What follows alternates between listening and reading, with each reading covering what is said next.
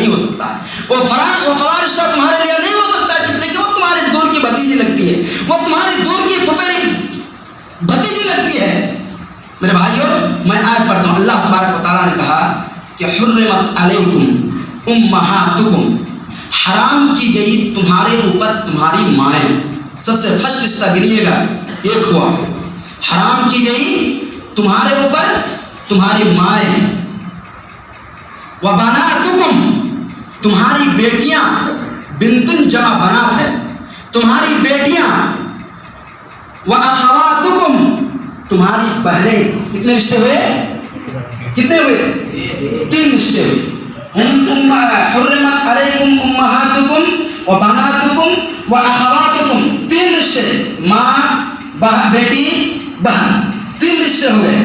وعماتکم، تمہاری چچی یا پھوپھی، دونوں رشتے ساتھ ہیں. تمہاری چچی یا پھوپھی، چاہے وہ کیسی بھی چچی ہو، چچیری ہو، اپنی ہو، آپ چاچیوں سے کبھی شادی نہیں کر سکتے ہیں. وخالاتکم، تمہاری خالائیں، اپنی جو ماں کی وہ بہن ہے وہ ماں. خالائیں کتنے رشتے ہوئے؟ 5 رشتے ہوئے. وبنات الاخ، اور جو تمہاری بھائی کی بیٹی ہے، اپنے بھائی کی جو بیٹی ہے، آپ اس سے یعنی کہ بھتیجی سے آپ شادی نہیں کر سکتے ہیں. میرے بھائی زید ہے، زید کی ایک بیٹی ہے، وہ میرے اوپر حرام ہے، میں اس سے کبھی شادی نہیں کر سکتا ہوں.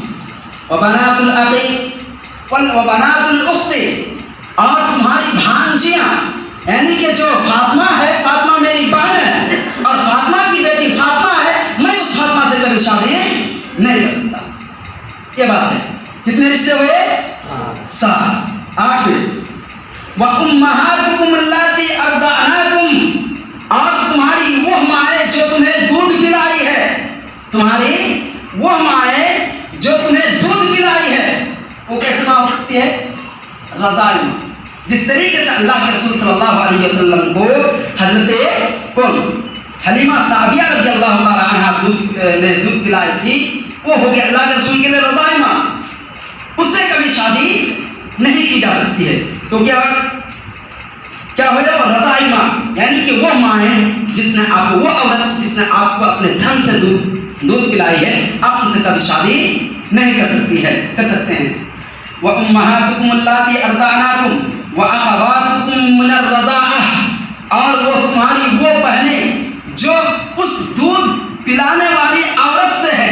یہ لفظی ترجمہ، وہ عورتیں ہیں، وہ لڑکیاں، وہ بہنیں، وہ بیٹیاں جو اس عورت کی بیٹی ہے جس عورت سے تم نے دودھ پیا، یعنی کہ رضاعی بہن، یعنی کہ رضاعی بہن. آپ ان سے دودھ نہیں، آپ ان سے شادی نہیں کر سکتے ہیں.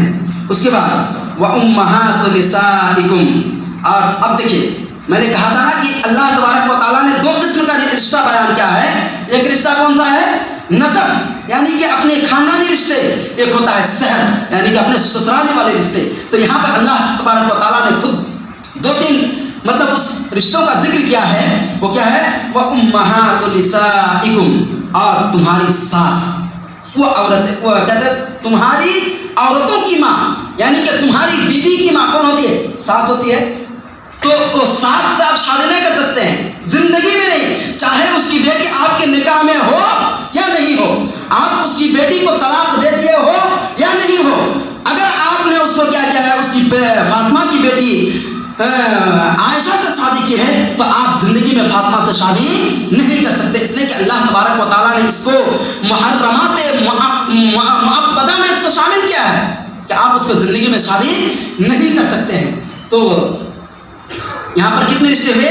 یعنی کہ ساس کی جانب، سسرال والوں کی جانب سے ابھی ایک ہی رشتے ہوئے. وہ کیا ہے کہ وَأُمَّهَاتُ نِسَائِكُمْ، اور تمہاری عورتوں کی مائیں، یعنی کہ تمہاری ساس. وَرَبَائِبُكُمُ اللَّاتِي فِي حُجُورِكُمْ مِن نِسَائِكُمُ اللَّاتِي دَخَلْتُمْ بِهِنَّ، اور تمہاری وہ ربیبہ لڑکیاں. ربیبہ جانتے ہیں کسے کہتے ہیں؟ ربیبہ کہتے ہیں، مان لیجئے کہ زید کی شادی ہوئی فاطمہ سے، زید کی شادی ہوئی فاطمہ سے، لیکن کسی وجہ سے فاطمہ کی طلاق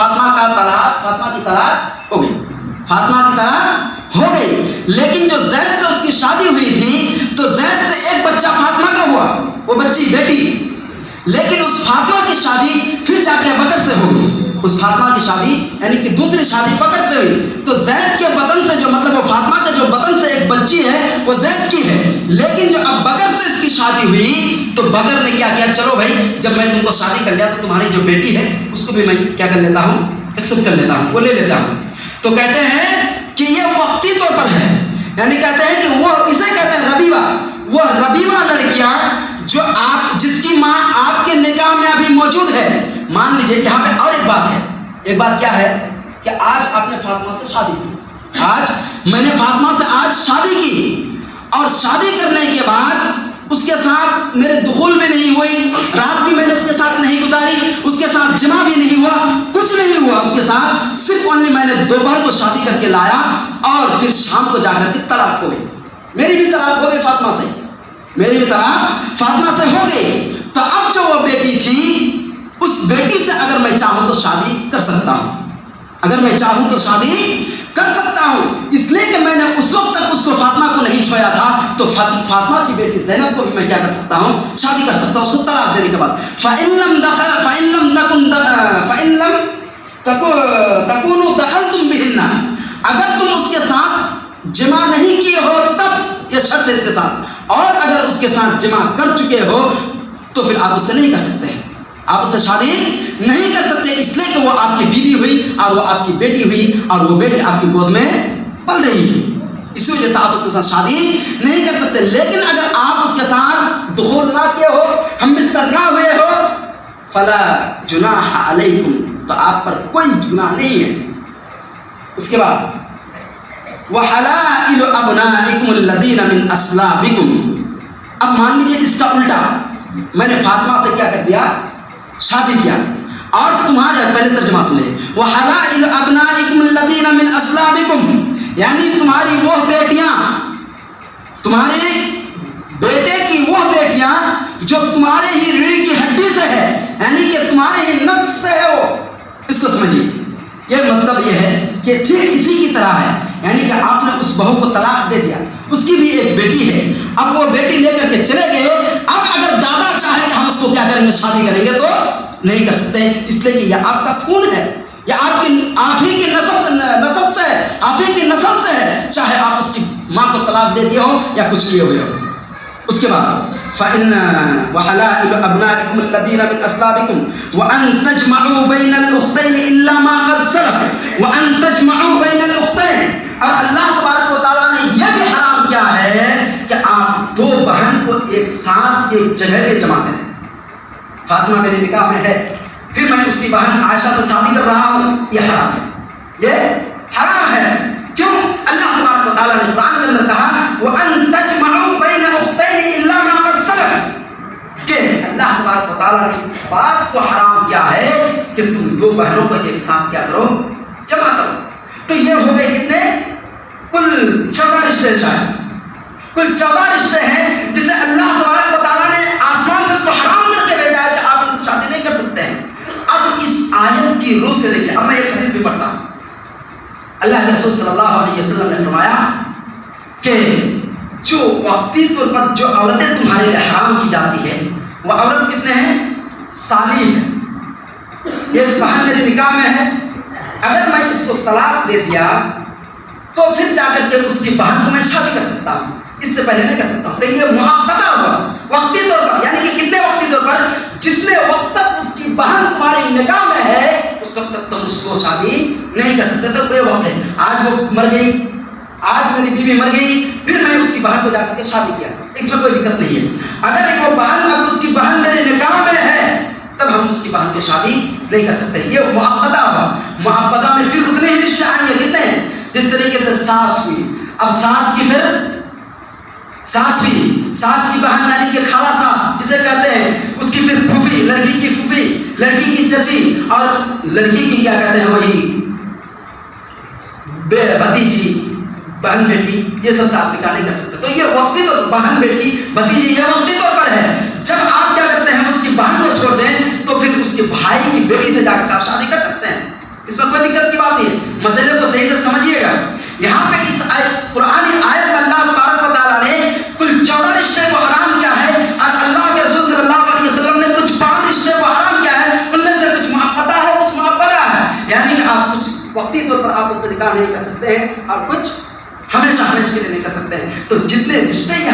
اللہ تبارک و تعالیٰ نے بیان کیا ہے تو آپ پھر ان میں سے اتنے کو لے لیجیے. کتنے؟ پھوپھی خالہ اتنے سے ہو سکتے ہیں.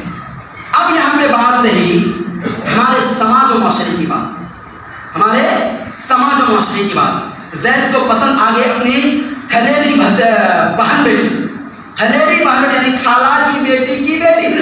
زید کو پسند آ گئی خالہ کی بیٹی فاطمہ. لیکن اب یہاں پہ ہمارا سماج آڑے آ رہا. سماج, اس کو صحیح سے سمجھیے گا, سماج آڑے آ رہا. کیوں؟ اس کے بعد تیار ہو نہیں رہے ہیں. کیوں کہ سماج ہمیں کیا کہے گا, سماج ہمیں کیا کہے گا. ارے سماج کو کیا کہے گا؟ اللہ تبارک و تعالیٰ نے یہاں پہ تمہیں چھوٹ دیا ہے. دلیل کیا معلوم ہے؟ حضرت عائشہ کون تھی؟ حضرت فاطمہ کون تھی؟ حضرت فاطمہ اللہ کے رسول کی سب سے چھوٹی بیٹی تھی کہ نہیں؟ اللہ کے رسول کی سب سے چھوٹی بیٹی, پیاری بیٹی حضرت فاطمہ تھی. اور حضرت علی کون تھے؟ کون تھے؟ چچیرے بھائی. حضرت علی چچیرے بھائی, یعنی کہ ایک باپ سے اللہ کے رسول یعنی عبداللہ سے, اور عبداللہ کے بھائی یعنی کہ آپ کے چچا عبد المطلب ان سے کون تھے؟ حضرت علی. تو اللہ کے رسول کے رشتے میں چچیرے بھائی ہوئے. اب حضرت اللہ کے رسول صلی اللہ علیہ وسلم اپنی بیٹی کی شادی, اپنی بیٹی کا نکاح کس کے ساتھ کرا رہے ہیں؟ اپنے چچیرے بھائی سے. اپنے چچیرے بھائی سے, یعنی کہ میں اپنی بیٹی کی شادی کرا رہا ہوں اپنے چچیرے بھائی سے. تو وہ لوگ رشتے میں کون لگے وہ لوگ رشتے میں چچا بھتیجی نا, چچا بھتیجی لگے نا. تو وہ لوگ چونکہ ایک باپ سے نہیں ہے اور ایک خاندان سے ہے لیکن ایک باپ سے نہیں ہے. اگر یہاں پر اپنی ہوتی تو کچھ بات بنتی. اللہ کے رسول صلی اللہ علیہ وسلم نے اس طریقے کی بات کو, اس طرح کا مسئلہ پیش کر کے ہم امتی کو یہ سبق دیا ہے کہ اگر آپ کے زمانے میں کبھی ایسا مسئلہ پیش آئے تو آپ بلا تردد کسی انسان کو روکنے کا حق نہیں رکھتے ہیں. کیوں کہ لڑکا اپنی شادی میں خود مختار ہوتا ہے. اگر کوئی لڑکا آ کر کے یہ کہے کہ فلاں لڑکی مجھے پسند ہے, اس کے دین مجھے پسند ہے, اس کے اخلاق مجھے پسند ہے, اس کا گھرانہ مجھے پسند ہے, اس کے حسن و جمال مجھے پسند ہے, اس کے جو مال و دولت ہے وہ مجھے پسند ہے, تو آپ اس میں آڑے نہیں آ سکتے ہیں. اللہ تبارک و تعالیٰ, اللہ کے رسول صلی اللہ علیہ وسلم نے کہا یا معاشر الشباب من استطاع منکم الباءۃ فلیتزوج. اے نوجوان کی جماعت جو طاقت رکھتے ہو اپنی جوانی کو دوسروں پر اتارنے کی, جو طاقت رکھتے ہو اپنے بیوی پر خرچ کرنے کی. دو ایمان باء کا لفظ جو ہے اس میں محدثین کرام نے دو معنی بیان کیا ہے. ایک جو اندرونی طاقت ہوتی ہے ازدواج زندگی چلانے کے لیے, اور ایک ہوتا ہے مال و دولت. یہ جب دو چیزیں تمہارے پاس جمع ہو جائے تو تم جا کر کے نکاح کر لو. ایک عورت آئی, اور ایک چھوٹی سی مثال 5 منٹ ہو سکتا ہے, لیٹ بھی ہو سکتا ہے. تو ایک عورت آئی, آنے کے بعد آ کر کے کہا کہ یا اللہ کے رسول میں اپنے آپ کو آپ کے حوالے کرتی ہوں. یہ اللہ کے رسول کے لیے, رسولوں کے لیے, نبیوں کے لیے کوئی خاص تھا کہ اگر کوئی عورت آ کر کے کہے کہ میں اپنے آپ کو آپ کے حوالے کرتی ہوں تو یہ خالصۃ لک, قرآن کا ہے کہ خالصۃ لک. یہ نبی آپ کے لیے صرف خاص ہے, یہ کسی دوسرے انسان کے لیے خاص نہیں ہے. جب تک نبیوں کا سلسلہ جاری رہا تب یہ نبیوں کے لیے خاص تھا, اور کسی انسان کے لیے, آپ کی امتی کے لیے خاص نہیں ہے. تو ایک عورت آئی اور آنے کے بعد کہا کہ اللہ کے رسول میں اپنے آپ کو آپ کے حوالے کرتی ہوں. اس مسئلے کو سمجھے, بہت بڑے راز اس میں چھپی ہوئی ہے, بہت بڑی راز چھپی ہوئی اس میں. وہ کیا ہے کہ عورت آتی ہے کہتی ہے کہ اللہ کے رسول میں اپنے آپ کو آپ کے حوالے کرتی ہوں. انی وہبت لک نفسی, میں اپنے آپ میں نفس کو آپ کے حوالے کرتی ہوں. فقام قیاما طویلا فنظر الیہ رسول اللہ صلی اللہ علیہ وسلم فقام قیاما طویلا. وہ عورت جب آ کر کے کہی تو اللہ کے رسول اس کی طرف مکمل ایک کیا کہتے ہیں بہت دیر تک دیکھتے رہے. بہت دیر تک دیکھنے کے بعد اللہ کے رسول نے اس کو کوئی جواب نہیں دیا. اللہ کے رسول نے اس کو کوئی جواب نہیں دیا. تو پھر سے ایک صحابی کھڑے ہوتے ہیں اور کہتے ہیں کہ جب اس یا رسول اللہ ان لم نقل لک بیا حاجت, ان لم تقل لک بیا حاجت, کہ اللہ کے رسول آپ اس عورت کی شادی مجھ سے کرا دیجئے اگر آپ کو اس کی ضرورت نہیں ہو. اگر آپ کو اس کی ضرورت نہیں ہو تو آپ اس کی شادی مجھ سے کرا دیجئے. دیکھیے یہاں پہ آپ بات سمجھیے کہ ایک لڑکا کھڑا ہوتا ہے, ایک صحابی کھڑے ہوتے ہیں اور کھڑے ہونے کے بعد کہتے ہیں اللہ کے رسول آپ اس کی شادی مجھ سے کرا دیجیے. اگر آپ کو اس کی ضرورت نہیں ہے تو آپ اس کو کرا دیجیے. اس لیے کہ اگر آپ کو اس کی ضرورت ہوتی تو یہ ہمارے ماں ہو جاتی اور ہماری مائیں ہمارے اوپر کیا ہے؟ حرام ہے. تو اگر آپ کو اس کی ضرورت نہیں ہے تو آپ اس کی شادی میرے ساتھ کرا لیجیے. تو اللہ کے رسول نے یہ نہیں پوچھا کہ کیا آپ کے باپ راضی ہیں، آپ کے خاندان والے راضی ہیں، آپ کی ماں راضی ہے، آپ تو یہاں پہ شادی کرنا چاہ رہے ہیں تو کیا آپ کے باپ تیار ہے شادی دینے کے لیے؟ نہیں، یہ سوال نہیں کیا. اللہ کے رسول صلی اللہ علیہ وسلم نے کہا کہ تم کیا دے سکتے ہو، تم کیا دے سکتے ہو. اس جملے کو سمجھیے کہ تم کیا دے سکتے ہو، کیا لے نہیں سکتے. یہ نہیں کہا کہ تم دے کیا سکتے ہو، یعنی کہ مہر. اللہ کے رسول وہ صحابہ بہت دلچسپ ہو گیا. وہ صحابہ کہہ رہے ہیں کہ اللہ کے رسول آپ جو میرے پاس یہ لنگی دیکھ رہے ہیں نا، یہ صرف میرے پاس لنگی ہے، اس کے علاوہ کوئی نہیں ہے میرے گھر میں. سامنے میرے گھر میں کوئی چیز نہیں ہے کہ میں اس عورت کو کیا کروں، مہر میں تم اس کو گفٹ کرو، کوئی سامان نہیں. اللہ کے رسول نے کہا کہ اگر میں تمہاری لنگی کھول کر کے اسے دے دوں تو تم ننگے ہو جاؤ، تم ننگے ہو جاؤ. لہٰذا جاؤ پھر گھر میں جا کر کے دیکھو کہ اگر ایک سونے کی مطلب لوہے کی انگوٹھی بھی ہو تو لا کر کے اس کو دے دو، میں تمہاری شادی سے ساتھ کرا دیتا ہوں. تو چنانچہ وہ انسان گئے، پھر گھر کے 3 مرتبہ بھیجا اللہ کے رسول. گھر جانے کے بعد دیکھا کچھ بھی نہیں. پھر اگر اللہ کے رسول میرے پاس لنگی کے علاوہ کچھ نہیں ہے، اگر میں لنگی کھول کر کے اس کو دے دوں تو میرے صدر کھل جائے. اللہ کے رسول نے کہا کہ کیا تمہیں قرآن کا کچھ سورت یاد ہے، قرآن کی کچھ آیتیں یاد ہے تم کو؟ تو صحابہ نے کہا کہ انی حفظت سورۃ کذا و کذا یا رسول اللہ. اللہ کے رسول میں فلاں فلاں سورت جو لکھا گیا ہے یاد کی ہے. تو کہا کہ جاؤ تم یہ سورتیں ان کو سکھا دو، اور سکھانے کا وہی تمہاری مال ہوئی، وہی تمہاری شادی کا ذریعہ ہوئی. چنانچہ ان دونوں کی شادی ہو جاتی ہے. یہاں پر اللہ کے رسول نے یہ نہیں پوچھا کہ آپ کے ماں باپ راضی ہیں کہ نہیں ہے، آپ کے ماں باپ راضی ہیں کہ نہیں ہے، نہیں پوچھا. لیکن اب یہاں پہ ہمارا سماج آ جا رہا ہے کہ اس کو کیا کریں گے، لوگ بولیں گے کہ تم کس کے آپ کے بھتیجے کے ساتھ شادی کر لیا، تم اپنے بھتیجے کو بہو بنا لیا، تم اپنے بھتیجے کو بہو بنا لیا، تم اپنے بھانجے کو بہو بنا لیا، شادی کر لیا. کیوں کہیں گے؟ شریعت میں جب اتنی چھوٹ دے کر کے رکھیں تو سماج آپ کیوں کہہ سکتی ہے؟ نہیں کہنا چاہیے کہ بھائیو. اللہ کے رسول صلی اللہ علیہ وسلم فرماتے ہیں کہ جب جس شریعت نے جس چیز میں ہمیں چھوٹ دی ہے، جب کوئی انسان اس چھوٹ کو اپناتے ہیں تو مجھے اتنی ہی خوش ہوتی ہے، مجھے خوشی ہوتی ہے جتنے کہ جب کوئی انسان فرض کو ادا کرنے کے بعد مجھے خوشی ہوتی ہے. اگر کوئی انسان فرض نماز پڑھتا ہے تو اللہ کو جتنی خوشی ہوتی ہے، شریعت نے جو چیز چھوٹ دے کر کے رکھی ہے اگر اس کو اخذ کرتے ہیں، اس کو لیتے ہیں تو اللہ تبارک و تعالیٰ کو اتنی کیا ہوتی ہے، خوشی ہوتی ہے. نہیں کہنا چاہیے میرے بھائی افتؤمنون ببعض الکتاب وتکفرون ببعض. آپ تو کہتے ہیں کہ ہم مسلمان ہیں، ہم شریعت کو ماننے والے ہیں، لمبی لمبی داڑھیاں ہیں، لیکن آپ کیا ہیں؟ افتؤمنون ببعض الکتاب، کیا آپ کتاب کے بعض حصے پر ایمان لاتے ہیں؟ یہ تو یہود و نصارہ والا مسئلہ ہو گیا کہ اللہ تبارک و تعالیٰ نے یہود و نصارہ کے سلسلے میں قرآن آیت نازل کی افتؤمنون ببعض الکتاب، کیا تم کتاب کے بعض حصوں پر ایمان لاتے ہو وتکفرون ببعض، اور بعض کا انکار کرتے ہو؟ اور لمبا چوڑا واقعہ ہے کہ افتؤمنون ببعض الکتاب، کیا تم کتاب کے بعض حصے پر ایمان لاتے ہو وتکفرون ببعض، اور بعض کا انکار کرتے ہو؟ یہ تو تم یہ کہتے ہو کہ ہم شریعت کو ماننے والے ہیں، اور جہاں پر شریعت نے اجازت دے کر کے رکھی ہے تم وہاں پر اس کی مذاق اڑا ہے. تو تمہارا یہ مذاق اڑانا گویا کہ شریعت کا مذاق اڑانا ہے. شریعت کے مذاق اڑانے والوں کے ساتھ آپ انجام جانتے کیا ہوتا ہے؟ افتؤمنون ببعض الکتاب وتکفرون ببعض، کہ تم کتاب کے بعض حصے پر ایمان لاتے ہو اور بعض حصے کو چھوڑ دیتے ہو. فما جزاء ذلك من يفعل ذلك فما جزاء من يفعل ذلك الا خزي في الحياة الدنيا.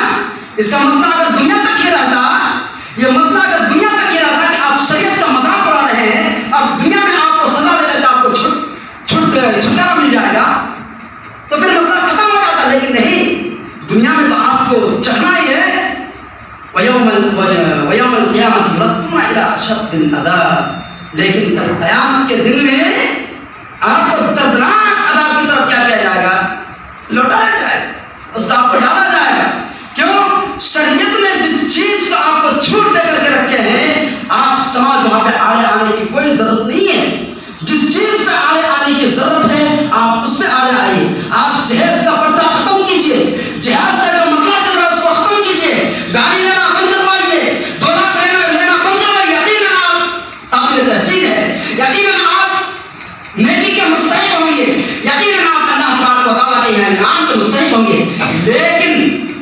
اور شریعت نے چھوٹ دی ہے. اگر آپ نے وہاں پہ تھوڑی سی مذاق اڑائی ہوگی تو یقیناً آپ قابل گرفت ہیں. آپ کو گرفت کر لے جائے گا. اللہ تبارک و تعالیٰ آپ کے گریبان کو پکڑ لیں گے اور کہیں گے. اب بس میں ایک ہی بات آپ کے سامنے بولوں گا, اس کے بعد انشاءاللہ اپنا خطبہ ختم کروں گا. ایک مسئلہ ہمارے سماج میں چل رہا ہے, ان سب سے بھی زیادہ خطرناک ہے, ان سب سے بھی زیادہ خطرناک ہے. وہ کیا ہے کہ اگر کوئی لڑکا والا اگر کیا کرے, کسی لڑکی کو پسند کر کے جا کر اس کو بہو بنا کے لے جائے تو ٹھیک ہے, لیکن اگر کوئی لڑکی والے آ کر کے اگر یہ کہہ دے کہ آپ کا بیٹا مجھے پسند ہے, میں اپنی بیٹی کے ساتھ اس کا رشتہ کرانا چاہتا ہوں, ماشاء اللہ, وہاں پہ تو پھر شریعت کی دھجی ہی اٹھ جاتی ہے. وہاں پہ شریعت کی دھجی ہی اٹھ جاتی ہے. یہاں پہ لڑکی والے کے اتنے لان تان کیے جاتے ہیں کہ مت پوچھیے. یہاں پہ اس لڑکی کے دامن پہ دھپا لگا دیتے ہیں کہ تمہاری لڑکی کے فلاں کھوٹ ہے جس وجہ سے تم یہاں آئے ہو. وہاں پہ لڑکی والے شرم کے مارے سر اٹھا نہیں پاتے ہیں. یہی مسلمان ہے. اب تؤمنون ببعض الکتاب وتکفرون ببعض. نہیں میرے بھائیو, حالانکہ اللہ کے رسول صلی اللہ علیہ وسلم نے لڑکی والے کو زیادہ حق دیا ہے کہ تم جا کر کے لڑکا پسند کرو. اللہ کے رسول صلی اللہ علیہ وسلم نے حضرت علی رضی اللہ تعالیٰ عنہ کو کہا کہ یا علی لا تؤخر الثلاث, 3 چیز میں کبھی تم دیر مت کرنا, 3 چیز میں کبھی دیر مت کرنا. الصلاۃ اذا حضرت, الصلاۃ اذا اتت, جب نماز کا وقت ہو جائے تو تم ادھر ادھر گھومنا. والجنازۃ اذا حضرت, جب نماز جنازہ مطلب دیکھ لو کہ یہاں پہ میت جا رہی ہے تو تم اس کے پیچھے ہو, اس چیز میں کبھی دیر نہیں کرنا. والایم اذا وجدت لها کفر, اور جب تیسری چیز ہے کہ جب تمہارے گھر میں بیٹیاں جوان ہو جائے, تمہارے گھر میں کوئی بھتیجی جوان ہو جائے, تمہارے گھر میں کوئی بھانجی جوان ہو جائے تو تم اس کی شادی دینے میں لیٹ مت کرنا. ابھی میٹرک کر رہی ہے, بی پی ایس سے جو کرنے دیجیے, تب پھر شادی کے بارے میں سوچیں گے, اس کی شادی کے بارے میں. نہیں میرے بھائی, ایسا نہیں ہونا چاہیے, چاہے وہ لڑکا ہو یا لڑکی ہو.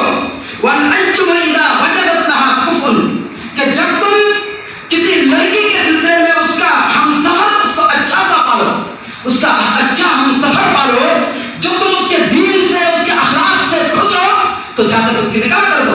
لڑکی والے کو زیادہ اللہ کے رسول صلی اللہ علیہ وسلم نے حق دیا ہے کہ آپ جا کر کے لڑکے والے کو بولے اذا اتونا من ترضون من خلقهم ودينهم فانكحوه فزوجوه, کہ جب کوئی لڑکی والے تمہارے پاس آئے, جب کوئی لڑکا والا تمہارے گھر میں آئے جس کے دین سے, اس کے اخلاق سے تم مطمئن ہو, تو تم اس کی شادی کرا دو.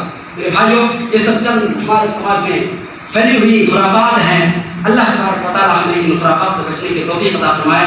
اور اگر کسی چیز کوئی چیز ہمارے اس باتوں کے درمیان سمجھ میں نہ آئی ہو, مختصر سا وقت ہے کیا چھوڑے, اگر چھوٹ گئی ہو, کسی کو سمجھ میں نہ آئے ہو, تو انشاءاللہ اپنی بات میں ہمیشہ یہاں پہ موجود رہتا ہوں, اور ہمارے اساتذہ کرام موجود رہتے ہیں. اگر کہ پوچھ سکتے ہیں, اگر کہ طلب کر سکتے اس مسئلے کو سمجھ سکتے, بہت مطلب یہ سب سماج میں چلنے والی بہت زبردست مسئلہ ہے میرے بھائیوں. یہ سب تو سمجھنے میں آپ کو چارہ ہے نہیں, اس لیے کہ یہ روزانہ کا معاملہ ہے, اور یہ ہماری جو روزمرہ کی جو بول چال ہے, چلنے پھرنے کا جو یہ ہے, اس میں یہ سب مسئلہ آتے رہتے ہیں. اس لیے اس کو سمجھنا چاہیے, ہر ایک مسلمان کو ضروری ہے. آپ یہ بولیں گے کہ آج کے خطبہ میں یہ بات ہونا ضروری نہیں تھی, لیکن میرے بھائیوں میں نے ایسی ایسی باتیں بھی سنی ہیں یہی جا کر کے کہ جس کے تحت مجھے کہنا بالکل ضروری تھا, سمجھا میں. اسی لیے اللہ تبارک و تعالیٰ سے دعا ہے کہ اللہ تبارک و تعالیٰ ہم تمام مسلمان بھائیوں کو دین کی راہ پر چلنے کی توفیق عطا فرما. اللہ تبارک و تعالیٰ ہمیں سنت نبوی پر عمل کرنے کی توفیق عطا فرما.